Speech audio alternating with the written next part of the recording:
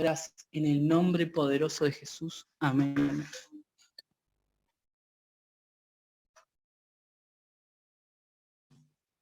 Gracias, Nahu. A ver, alguien que me diga si me escucho bien, si estoy gritando. Perfecto, bien. Ahí lo tengo a Johnny Romero. No muevo la pantalla porque estoy con el celular. Así que cualquier cosa me avisa si no se escucha. Perfecto. Bueno, chicos, voy a ser breve. Arranco diciendo esto y espero que las palabras que hable les sirvan, les sean útiles. Bueno, mi nombre es Dalila Soledad Rayo. Ese es mi nombre, es mi apellido. Mi mamá se llamaba María Olga Dewal, mi papá Carlos Alberto Rayo. Tengo 2 hermanos de mamá y papá, Emiliano el más chico, Fernanda la más grande, y tengo 2 hermanos más por parte de mi papá, que tengo un vínculo con una de ellas, pero no los veo desde hace 44 años. Es algo pendiente, tengo que arreglarlo, digo que hace un año que lo tengo que arreglar, digo hace más. Pero bueno, esta es una situación que generaron los adultos, ¿no? Y nosotros como los hijos no tenemos mucho que ver ahí, sino que luego hacemos lo que podemos. Pero voy a ir ordenadamente. Lo primero que les quiero decir es que ni mi mamá ni mi papá conocían a Dios cuando se casaron. Y ahí yo ya encuentro como la primera luz amarilla, si me refiero al juego que hizo Johnny, o casi roja, porque sin Dios, ¿a dónde podríamos ir? Y si nos remontamos más atrás, en la familia de mi mamá había muchos problemas. Todos los antepasados de mi mamá tenían una línea de alcoholismo, todos. Mi mamá, mi abuelo, y de ahí para arriba. Y también había situaciones traumáticas en la vida de mi papá. Mi papá no había conocido a su padre. Se enteró que su papá adoptivo era tal el día que se casó por civil. Ahí se enteró que ese hombre que lo había criado como padre en realidad era su abuelo. Esas eran cosas que antes se estilaban mucho. Se ve que mi verdadera abuela había quedado embarazada y como era una deshonra quedar embarazada sin estar casada en aquellas épocas, entonces se simulaba un viaje con su madre y cuando volvían decían que ese hijo era de quien no era en realidad. Entonces, cuestión que mi abuela verdadera todavía vive, mi bisabuela falleció. Lo que les quiero decir con esto es que sin Dios así pueden presentarse las familias. Así la familia de mi mamá y la familia de mi papá daban cuenta de una humanidad sin Dios. Así van llegando las generaciones y así estaba mi mamá y mi papá, que tampoco conocieron a Dios, se casaron y nos tuvieron a nosotros 3. Cuando yo tenía 3 años, mi mamá y mi papá tuvieron una fuerte discusión y ese fue el día en que papá se fue de casa. Yo tenía 3 años y recuerdo ese día. La discusión fuerte la tuvieron en el baño. Mi papá le pegó una cachetada a mi mamá por primera vez y única. No era golpeador mi papá, pero yo no sé qué había pasado ahí. Nunca lo supe. Entiendo ahora que soy grande que no es el problema de un día para divorciarse, por supuesto, pero se ve que fue el detonante. Y tenía 3 años y recuerdo escuchar de afuera que ellos discutían, el cachetazo de mi papá, el llanto de mi mamá, y se fue mi papá de casa. Emiliano tenía 1 año y Fer tenía 5, éramos re chiquitos. Siempre lo vimos a mi papá, pero lo veíamos muy poco. 1 vez por semana, los domingos, él nos pasaba a buscar. Le doy gracias a Dios por no haber interrumpido igual la relación con él. Pero imagínense 1 vez por semana, desde la mañana hasta más o menos las 6 de la tarde que lo veíamos, es como que muchas cosas de nuestra vida mi papá no presenció, nos faltó. Y algo que quería decirles, sobre todo a los varones, y también a las mujeres en el momento en que uno elige, cuando no hay oportunidad de elegir, no hay oportunidad. Uno no puede elegir a los papás, pero sí podemos elegir a nuestro compañero de la vida, a nuestro esposo, y los varones también a su esposa. Y lo que le quiero decir a los varones es qué importante es la presencia del padre en los hogares, qué importante que es, y qué importante que es que ese papá tenga a Dios, porque si no, hará lo que puede, hará lo que tiene, y lo que tenía mi papá era deficiente, entonces lo que pudo él nos dio, pero no alcanzó para suplir las necesidades, y no hablo solo de económicas, porque no pasé necesidad económica, sino hablo de las emocionales y las espirituales. Entonces, bueno, eso es muy importante, un papá presente y un papá que ame a Dios es primordial. Aquellos que lo tienen es oro. Bueno, sigo. Y siempre lo vi a mi papá, pero poco.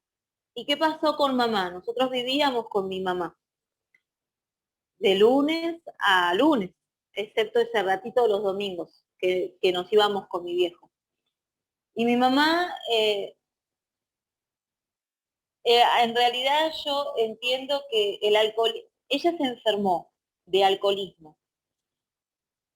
Tal vez lo saben, pero el alcoholismo no es una causa.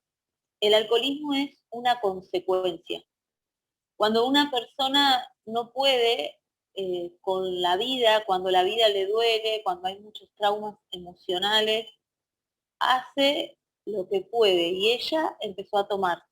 Después, cuando empezás a tomar, ya al principio empieza a ser para olvidar, ¿no? Después ya se empieza a comprometer todo, tus órganos, tu cuerpo, tus emociones ya estaban comprometidas, por eso te llevó a eso, y la espiritualidad ya estaba comprometida, por eso mi mamá fue ahí. Pero quiero decir que después empezó a beber y ya se hizo una adicción al alcohol, una dependencia al alcohol, entonces eso generó otros problemas. Ya eso que no era causa, ahora era causa de otras situaciones. Y el alcoholismo es una enfermedad tremenda. Es tremenda porque enferma al que bebe y enferma tremendamente a los que conviven con el bebedor. Yo fui por muchos años a los grupos para familiares de alcohólicos y ahí aprendí mucho acerca de la enfermedad de mi mamá. Yo iba, pero mi mamá no iba, pero no me quiero adelantar, o se escapaba. Ahí aprendí mucho de esa enfermedad que me parece que como hijos de Dios está re bueno que sepamos, porque es una herramienta. El alcohólico no es una persona sencilla de tratar. Y está bueno que conozcamos de esa enfermedad. Como les dije antes, todos nosotros estábamos afectados. Mis hermanos y yo, mi abuela, todos los cercanos a mi mamá estábamos afectados por su alcoholismo. Y lo primero que hace esta enfermedad es dañar a los que más se aman. Y perder el sano juicio. Un alcohólico pierde el sano juicio. Eso quiere decir que alcoholizado puede hacer cosas hasta bajas, hasta muy bajas moralmente. Y mi mamá hacía eso. Se ponía muy, muy agresiva. Por supuesto que la enfermedad, así de libro, se define que es lenta, progresiva, mortal. Y dice también la literatura de Alcohólicos Anónimos que es física, mental, emocional, espiritual y algo más profundo. Así lo dice la literatura de Alcohólicos Anónimos, define esa enfermedad. Y yo les puedo asegurar que a medida que leía de esa enfermedad, yo podía ver a mi mamá ahí, en las palabras de todo lo que leía. Y mi mamá perdía, es como que ella se perdía y se ponía muy agresiva cuando tomaba. Por lo tanto, era común en mi casa el maltrato, tanto verbal como físico. Yo tengo marcas, y esta palabra marcas, Johnny Romero, si me la olvido, ya que te tengo ahí, si me olvido la palabra marcas y no la retomo, decime, ¿te olvidaste, Dali, la palabra marcas? Porque quiero decir algo después de esto. Yo tengo cicatrices en lo espiritual, en lo emocional, acerca de cicatrices, digo, de las palabras de mi mamá, y también tengo cicatrices en lo físico, de los golpes de mi mamá. Es como que yo me toco la cabeza y tengo las cicatrices y siempre recuerdo, no ahora con los sentimientos que los viví antes, ¿no? Pero a veces sí con dolor, no de lo que yo viví, sino de lo que mi mamá no pudo llegar a disfrutar. Eso sí siento ese dolor. Pero bueno, no me quiero perder. Así vivíamos. Era una casa fea. Mi infancia fue fea. Y de Dios no se hablaba. Solo mi mamá nombraba la palabra Dios para insultar a Dios.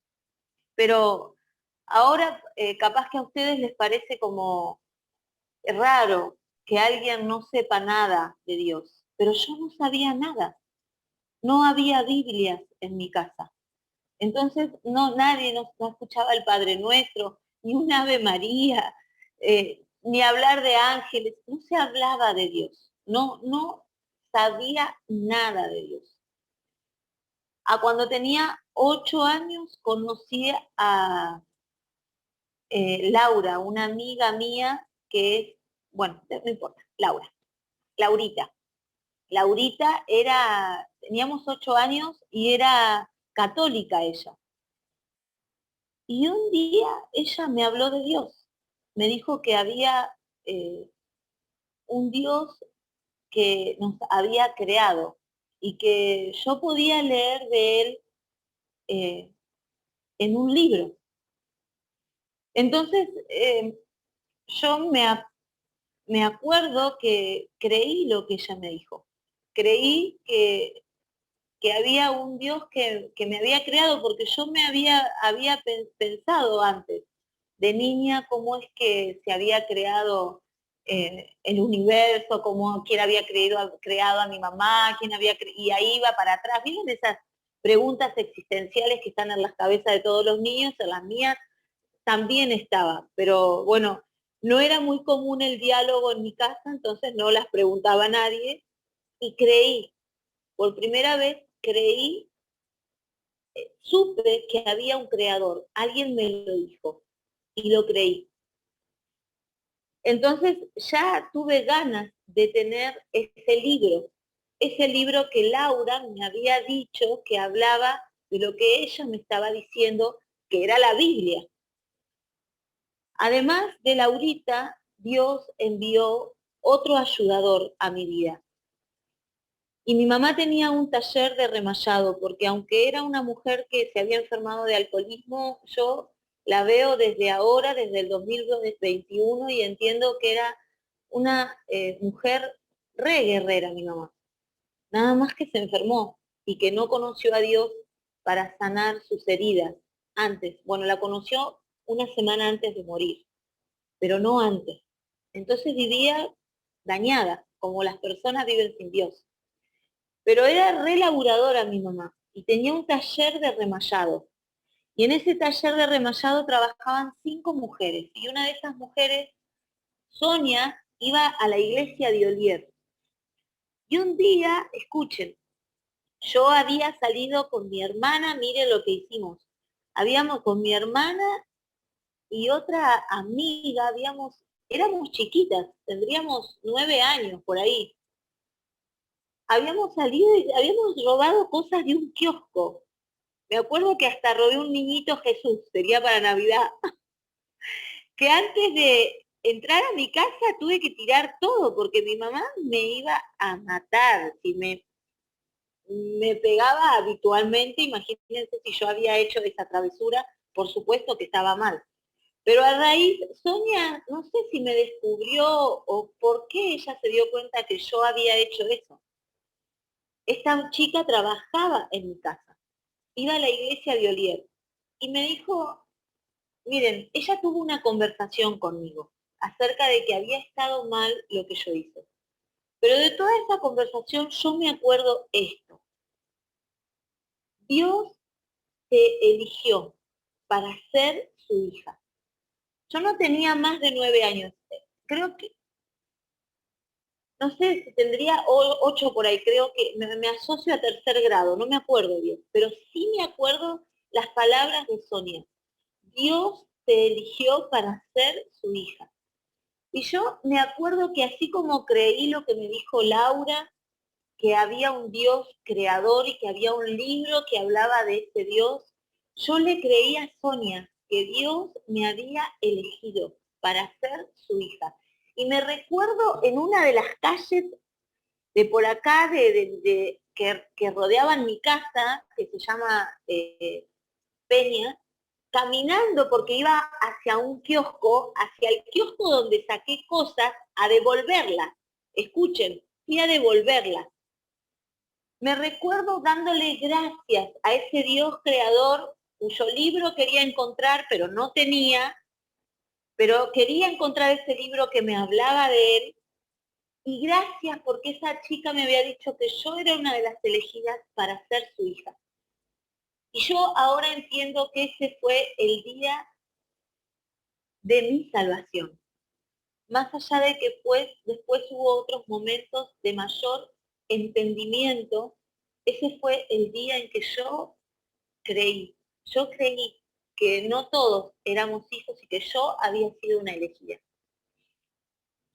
Y fui y devolví las cosas que había sacado, no me animé a decirle al hombre del kiosco que me conocía, que conocía a mi vieja, que había sacado esas cosas, pero cuando él se dio vuelta atendiendo a otra persona, yo las dejé por ahí.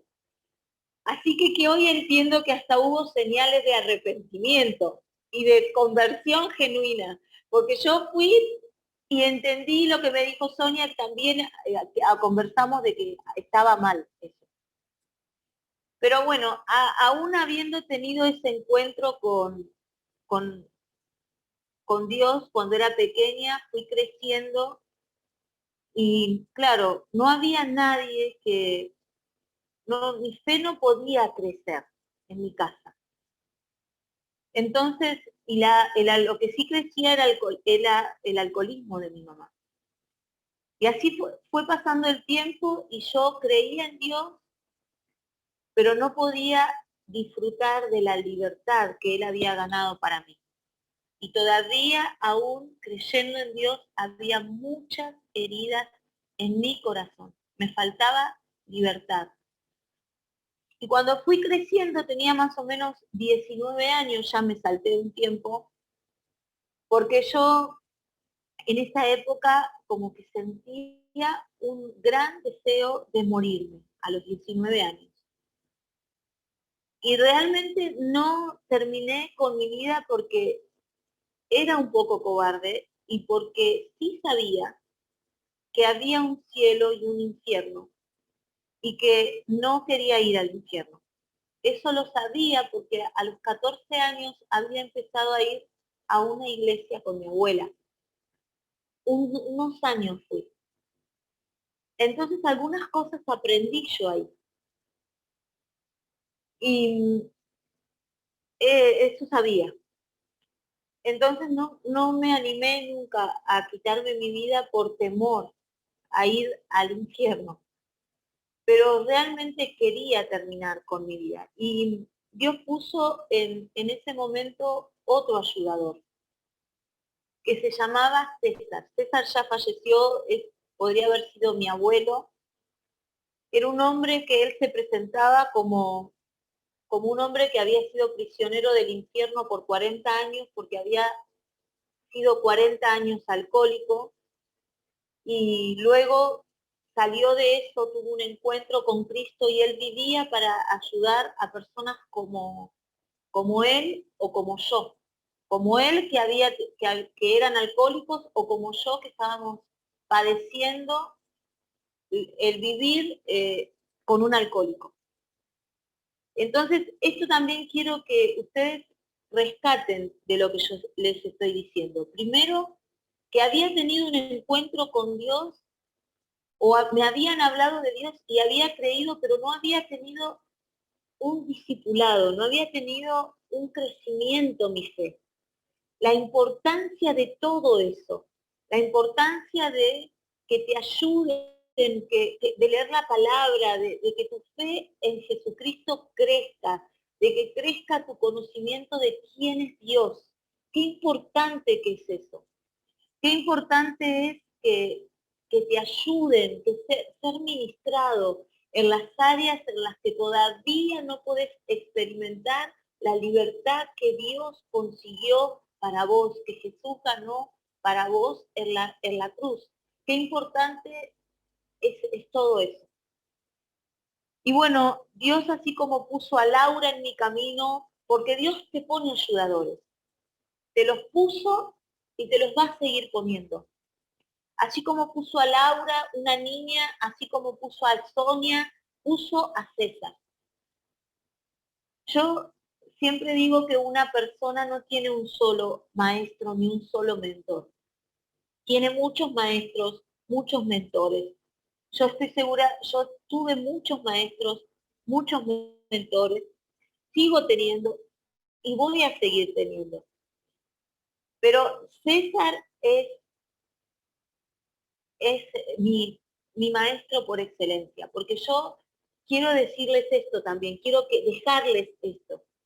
César invirtió mucho de su vida en mi vida. Y ustedes, en todo lo que inviertan va a dar fruto. En todo, ya sea fruto bueno o fruto del malo. En lo que ustedes se gasten, va a dar fruto. Si ustedes se gastan en Dios, va a dar fruto. Va a dar fruto bueno. Si ustedes se gastan en lo que no es de Dios, dará fruto malo. Y no estoy diciendo nada nuevo, porque la palabra dice, aquel que quiera ganar su vida, la perderá, y aquel que la pierda por causa de mí, la ganará. Y si ustedes invierten en otros con amor sincero, sabiendo que Dios los está llamando a eso, en un discipulado genuino, no importándole si los ganan para su congregación, para su vástago, para su grupo, no les importa nada de eso. Les importa hablarle a otros de Cristo, llevarlos a la libertad, predicarles el evangelio completo, como en este tiempo aprendí esta frase de Brunet, de Senewal y de Benjamín Núñez, siervos de Dios. Aprendí esa frase y la uso. Si ustedes se invierten en otros con amor sincero, tomados de Dios, guiados por el Espíritu, va a dar fruto. Y César no se congregaba en las congregaciones en las que yo anduve, pero se congregaba en otro lado. Pero a él no le importaba eso. A él le importó, Dios lo puso en mi camino. Sabía lo que yo vivía, sabía cómo ayudarme, era la persona idónea y Dios la usó. Y a partir de ahí, bueno, llegué a partir de lo que, ¿saben? Les quiero decir que cuando yo tenía 19 años, miren lo que me pasaba. Me pasaba algo, yo me dormía, chicos, me dormía con los ojos abiertos. No hablaba, pero por ahí estaba así, miren. Parecía que me escuchaban otros o que yo estaba en una conversación y en realidad no estaba. Me había dormido y me daba cuenta cuando por ahí algo de la mano se me había caído. Entonces se me hacía un ruido, por ejemplo, tenía en la mano un mate y cuando llegaba ese momento de dormirme, se me caía el mate y el ruido me despertaba mi mente, porque en realidad mis ojos estaban abiertos. Luego yo tuve un tiempo, me atendí con un doctor que era cristiano y él me dijo que tenía un cansancio emocional tal que eso me pasaba, que mi mente se adormecía totalmente y mi psiquis. Entonces, eso era lo que me pasó, la explicación de esto clínico, así clínicamente. Pero en lo espiritual, imagínense cómo estaba. César me enseñó, siempre me acercaba a Dios, siempre me acercaba a Dios. Y él me enseñó cosas que yo les quiero transmitir. Él me dijo, para estar sano, Dalila, vos tenés que hablar. Entonces él me enseñó a hablar. Y hablar y buscar con quién hablar. No solo la importancia de hablar con Dios, sino de buscar con quién hablar. La palabra dice, confesar unos a otros sus ofensas o sus dolencias, dice otra versión, para ser sanados. Entonces yo aprendí eso.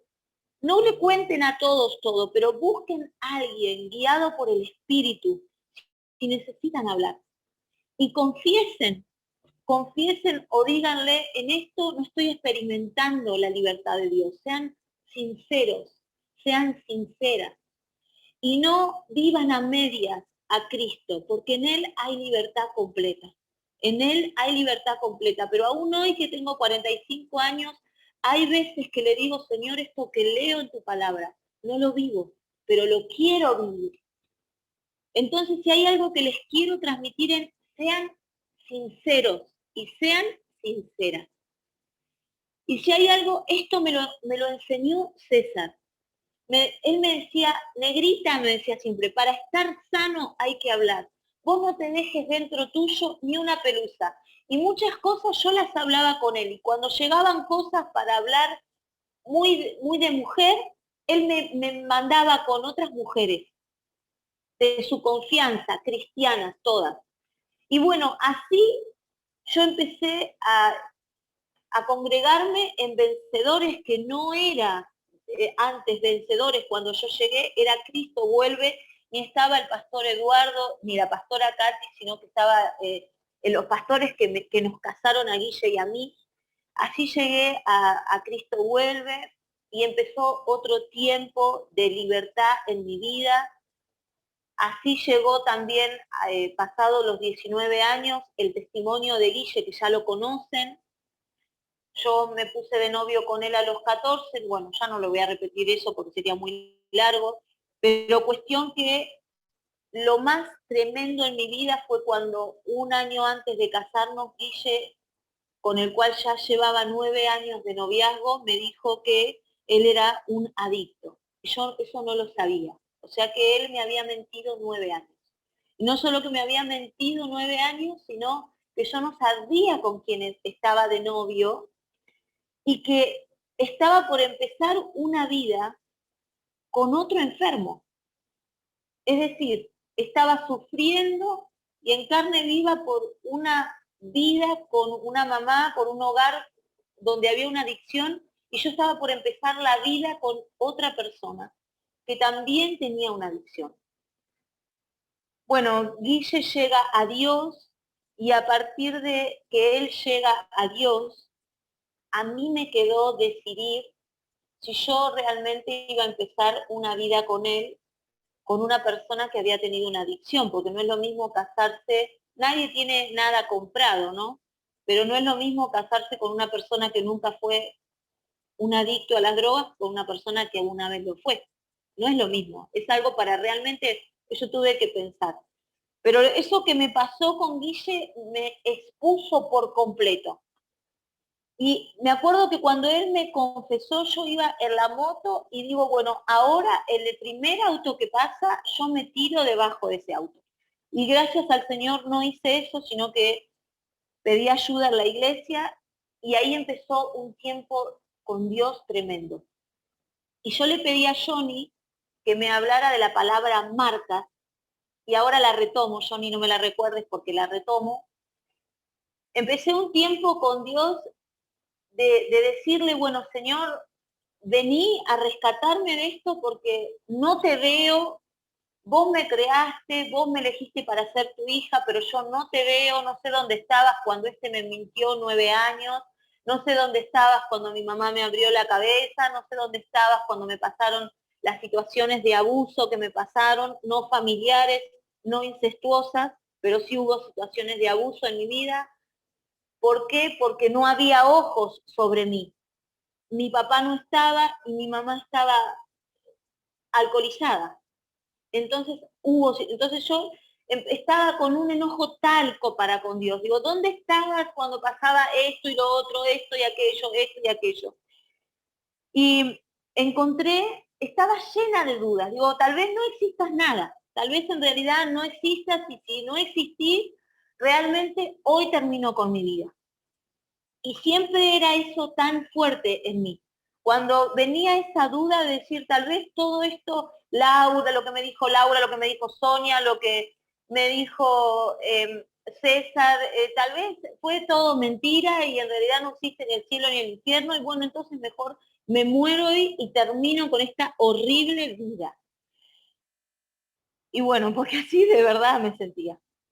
Pero qué bueno que es Dios un día en mi casa, que era tan fea, chicos, y no les miento, era tan fea y no por lo edilicio. La casa de mi mamá en lo edilicio es hermosa. Es donde vive mi hermano ahora y la dejó más linda todavía. No era fea lo edilicio, era gris en lo espiritual. Yo quería orar ahí y se me sellaba la boca. Pero una vez ahí encontré un pasaje que fue tremendo y hablaba del Espíritu Santo y decía que el Espíritu Santo guía a toda verdad. Y yo lo creía ese pasaje. Y digo, si vos guías a toda verdad, sacame de este mar de dudas que tengo. Sacame, revelate a mi vida, mostrame que sos real, que existís de verdad. Y así fue. Y el Espíritu Santo también hizo una marca en mí. Entonces, el Espíritu Santo esa tarde en mi casa, por eso quiero dejarles esto de la importancia de tener ayudadores en la vida de uno, la importancia del discipulado, como lo hizo César en mi vida, la importancia de leer la palabra y la fidelidad de Dios en esa casa que yo les digo gris y con lo poco que yo conocía de Dios y con todas esas dudas en mi mente y con todas esas cadenas a los poderes de las tinieblas que todavía tenía, con deseos de morirme, el Espíritu Santo se me reveló a través de su palabra. Y me dijo que Él guiaba toda verdad. Yo lo creí y Él vino como sello a mi vida. Él también hizo una marca en mí, pero diferente a estas que yo les había dicho, a las cicatrices que tengo en lo emocional. Digo que tengo porque las cicatrices ya son heridas sanadas, pero yo no olvidé las cosas que viví, quedaron como cicatrices en mí. Yo no olvidé todo eso. Lo recuerdo ahora sin ese dolor, sin los sentimientos que tuve, pero yo me acuerdo todo. Entonces, la marca del Espíritu es un sello de propiedad. Yo soy propiedad de Dios, así como me dijo Sonia cuando tenía 9 años. Dios te eligió para ser su hija, pero tanto tiempo después yo estaba entendiendo más. Y ahí entendía que, claro, yo era su hija y estaba sellada por su Espíritu. Y en Vencedores, que era Cristo, cuando era Cristo vuelve todavía, me volví a bautizar, porque cuando tenía 15 años me bauticé por primera vez, por aspersión me había bautizado, un poquito de agua en la cabeza, y era una iglesia evangélica. Pero en Cristo vuelve me bauticé por segunda vez por inmersión, y esta vez entendiendo. Cuando me preguntaron una palabra de testimonio, me acuerdo que mi mamá fue a ver mi bautismo. Fue realcoholizada mi mamá. No entendió nada. Digo esto porque, mira, me decía qué hombres eran lindos. Ay, mi mamá, la amo, igual la amo, la perdoné a mi mamá. Me decía que qué hombres eran lindos. Para eso había ido ella, a la iglesia. Bueno, y me bauticé y me pidieron una palabra de testimonio y yo hablé esa noche, dije que yo quería que conocía algo del Espíritu, pero que quería ser llena de él. Yo me acuerdo que eso fue que en realidad más que un testimonio fue un clamor esa noche de bautismo para mi vida. Y yo empecé esto, un nuevo caminar, bueno, después decidí casarme con Guille, ambos empezamos en el camino de Dios. Yo entendí que él era un hombre nuevo y creí, no en Guille, no creí en él, sino creí en el Dios que lo sostenía a él. Y sí creí que lo buscaba Guille genuinamente a Dios. Y cuando uno busca genuinamente a Dios, Dios viene. Él eso es lo único que necesita. Que seamos sinceros. Nada más. No podemos ofrecer nada más. No hay ninguna otra virtud en nosotros. Solo sinceridad. Y bueno, el resto de mi vida creo que se las puedo resumir así. Dios fue fiel. Y yo respondí a su fidelidad y permanecí. No siempre fui feliz, no siempre lo soy. A veces hay momentos lindos en mi vida y otras veces no. Pero siempre, siempre, siempre está mi Señor. Siempre estoy convencida por el Espíritu Santo de la verdad de que soy su hija. Y crezco en el conocimiento de Cristo. No porque hay virtud en mi vida tampoco, sino porque una y otra vez hay una constante y es su fidelidad, su llamado. Siempre cuando estuve dormida me despertó, en el espíritu lo digo. Cuando leo poco la Biblia me insta de que es peligroso para mi vida y pone un nuevo sentir en mí. Cuando pequé me hizo saber y conocer que Él me perdonaba una y otra vez. Me hace saber que me dice, bastate en mi gracia, bastate en mi gracia, agárrate de mi gracia, busca la cruz y espera que yo vuelvo por vos. Eso es lo que en este último tiempo me está diciendo. Estoy conociendo más de eso y quiero seguir conociendo más de ese Cristo que va a volver, no solo que murió por mí, sino del que va a volver. Y en todo lo que yo les pudiera decir, me podría parar en mi vida en cualquier momento y ahí podría hablarles de la fidelidad de Dios.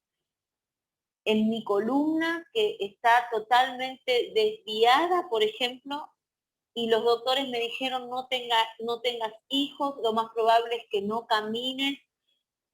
Bueno, ¿qué les puedo decir de eso? Les puedo decir que todavía no veo el milagro de Dios en mi columna y es algo por lo cual yo oro, pero les puedo decir, y lo saben, que tengo 3 hijos, que tengo unos tuve embarazos espectaculares, nunca estuve en reposo, siempre trabajé, siempre tengo una vida activa más allá de cómo mi cuerpo esté, y yo entiendo que aún con la espalda como la tengo, que no la quisiera tener así, Dios sostiene mi columna. Y aunque a veces me duele la espalda, Dios sostiene mi columna. ¿Por qué no fui sanada todavía? No, no lo sé. Eso no lo sé. Sigo orando, por eso quisiera que antes de que el Señor vuelva o me lleve de esta tierra, yo quisiera poder contarle a todos que también tengo esa marca en mi cuerpo, de esa sanidad. Pero camino. No, esas palabras no se cumplieron en mi vida. Es más, todo el que me ve, cada vez que voy a ver a un doctor, me dice, y bueno, ¿y quién se atiende? ¿Quién se va a venir a atender? Le digo, yo, por la columna. Claro, porque parezco que soy una persona sana, porque así vivo y yo sé que ahí está Dios. Yo quiero más, quisiera la sanidad completa, pero bueno, no me quiero detener en eso, pero en cualquier cosa que, que yo me pudiera detener, les hablaría de la fidelidad de Dios. Y mi mamá se sanó. No cuando yo quería, una semana antes de morir. Murió de cirrosis, es decir, se salvó. Y yo digo se sanó porque ella ahora es libre en el cielo, ella está con el Señor. Y ella está sana y libre. Y Dios fue fiel con mis oraciones, con las oraciones de su mamá, y ella está salva. Entonces veo la fidelidad de Dios en mi mamá. Y mi papá conoció a Dios también. Y al tiempo falleció mi papá. No fue como yo quería, pero están salvos y están sanos. Y ¿saben qué? Un día le dije a Dios, estoy huérfana. Estoy porque, ¿saben? Los papás se necesitan siempre. Aunque uno se case y el esposo, en el caso mío, sea la persona más importante para mí, y sí que lo es. Guille es el amor de mi vida, es mi pilar, y encima se convirtió en un Dios, lo hizo un hombre tremendo. Guille es hermoso, así como ustedes lo ven. Es un tremendo padre, un tremendo esposo. Guille hace más, acá en la intimidad de mi casa, él hace mucho más de lo que hace en público. Es tremendo, Guille. O sea que yo soy una privilegiada con el esposo que Dios me dio. Él todo lo hace Dios, todo lo reforma. Entonces, Guille es tremendo en mi vida. Pero, y mis hijos, están mis hijos, que también son, luego de Guille, ¿quiénes vienen? Ellos vienen, humanamente hablando, porque lo más importante en mi sostén es Cristo. Nada tendría sentido para mí si no estuviese Dios. Pero los padres siempre se necesitan también. Son algo importante. No es que nos casamos y dejamos los padres, entonces ya no amamos más a padres y a hermanos. No, nosotros tenemos otros amores. Yo amo a mis hermanos. Bueno, mis papás fallecieron, pero si vivirían los amaría. Amo a mi tío que está internado y pido oración por él. Los amo y sus vidas no me resbalan. Guille tiene a sus papás, ama a sus papás, ama a sus hermanos. O sea que Dios fue fiel conmigo. Dios fue fiel con mi familia. Y bueno, es mi clamor ahora mi hermano, mi hermana y mi familia, ¿no? Pero siempre Dios fue fiel. Siempre Dios fue fiel conmigo y lo será con ustedes y Él seguirá siendo. Él seguirá siendo fiel. Entonces, para recapitular lo que les dije, sepan que es importante tener ayudadores. Sean mensajeros de las buenas nuevas. Hablen a otros de Jesucristo, del Dios creador. Desgasten su vida en las obras que Dios los mande a hacer, sin malas motivaciones, que a veces se pueden colar las malas motivaciones. Yo las tengo y las tuve. Me arrepiento de ellas, pido perdón y sigo adelante. Desgástense en esas obras que Dios les mande a hacer y van a ver frutos al 100% y recompensa. Vivan un evangelio como aprendí en estos días completo. Las cosas que no viven todavía, no digan que las viven. Digan, no las vivo, pero las creo. Sean sinceros con Dios y busquen personas llenas del Espíritu que los ayuden a esperar el regreso de Jesús, que los ayuden a orar, que los ayuden a leer la palabra, que los ayuden en tiempos difíciles, a tomar buenas decisiones. Las que no están casadas, miren al compañero que eligen. Los que ya nos casamos, miremos cómo edificamos nuestra casa, porque tiene que ser en Cristo, porque si no, pueden pasar cosas malas en un hogar. Y los que estamos edificando en Cristo, no nos descuidemos, nunca nos descuidemos. Siempre estemos creciendo en el conocimiento de Cristo. Bueno, fue recontra largo, más de lo que yo pensaba. Pero le pedí al Espíritu que me permita decir lo que Él quería. Y lo demás, que no lo diga. Seguramente hay un montón de cosas mías acá, pero porque se mezclan las cosas.